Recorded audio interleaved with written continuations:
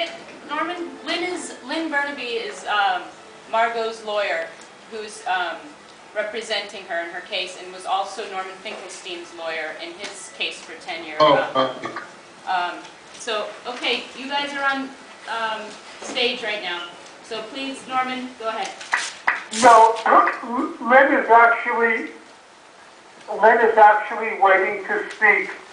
She was just feeling a little under the weather, but she said to call her back on her cell phone or through Skype, and she will speak. Okay.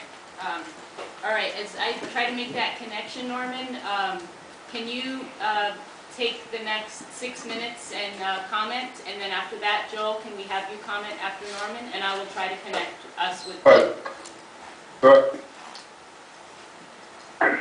Hello? Norman, can you hear me? Yes, I can hear you. Can you comment in the next, we want to give you the next 6 to 7 minutes to comment on Margot's case, please? And then I would prefer to let Joel go first, and then I'll go after him. Okay. Joel, are you there? Yeah. Okay. Can you hear me? Yes, we can. All right. I'm getting a lot of feedback. It's not very connected, but best I can. Are you hearing me clearly? No, we're not hearing you clearly. Maybe Norman, can you go ahead, and then we'll try and I'm getting all kinds of feedback. Do you hear me clearly? Yeah. Yes, we can. Joel, can you try and speak now? Can you hear me clearly? Yes, we can. Okay, thank you. All right. Go ahead, Joel. All right. Well, we're fighting against a lot of forces here, including that technology is not quite perfect. So I hope we get this done. Very, very moving, sad story. I only wish I got to know Margot in advance. I could tell her that I had visited Suriname, maybe even before she was born. But that's another story. But I very much feel for her. It's a very, very complex story, obviously, and lengthy one with many levels to it. There are obviously the group dynamics of academic faculty, which are frequently very tenacious and destructive.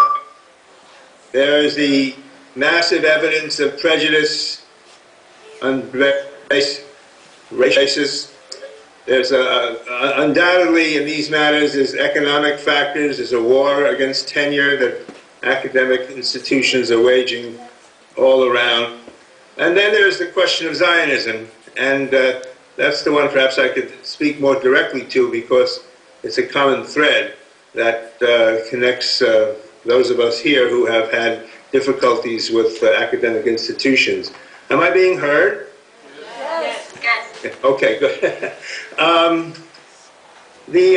Obviously I can't speak to the legal question, but I can certainly speak to the extraordinary vindictiveness and remorselessness that characterizes the repression of people on grounds that they violate the taboos against criticizing the state of Israel or trying to even open up a debate on that subject. And it's an extraordinarily prevalent phenomenon, and it has many levels to it, one of which, of course, is to send signals to young academics to teach them, because each one of these cases can be a show trial so that everybody else at the same school internalizes the message and says to themselves, well, I better not speak out on this question of Israel and Zionism. And this is, I think, a very basic, mechanism that they use to keep American opinion in line on this vastly important subject. I would say, in contrary mode to that, the key word here is to try to build solidarity, which is a sense of connectedness between people who are struggling against injustice. This is against what the system always tends to do, which is to try to isolate people and to alienate them from each other so that everybody fights as an isolated individual, which is extremely distressing, makes you ill, and is extraordinarily exhausting and so on. But once we are connected, then things can happen.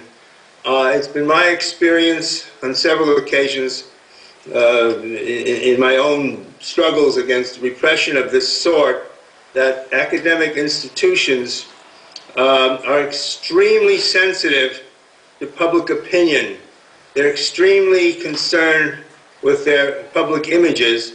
They definitely tend to react to outcries from the public, and so it's very important that the notion of solidarity is not just informal, that we're all in this together, but that it extends to organizing, extends to building networks of citizens who can be aroused to send letters of protest to the administration. Believe me, the administrations of every academic institution dreads receiving letters of this sort. It has a big effect on them. And I think that what we're doing here today is perhaps preliminary in that regard, but of course I can't speak beyond that except to say that perhaps, Navin, if you would talk to me later, we can talk a little bit further on the phone about this. But I just wanted to say in terms of perhaps a more hopeful reading of it is that the savagery and viciousness of the repression of debate against debate concerning the status of Israel and Palestine is correlated with the fact that the state of Israel is an enormous international crisis, and the various forces in our society, which are sort of inaccurately summed up under the term of Zionist lobbies. I don't like that term. It's useful for talking about controlling Congress and the like, but it doesn't begin to talk about how this business penetrates into civil society, such as universities, as is the case here. But in any event, that those of us who speak on this have noticed very distinctively, at least I have noticed very distinctively over the last few years, that there's a tremendous sea change building in public opinion on this subject, and that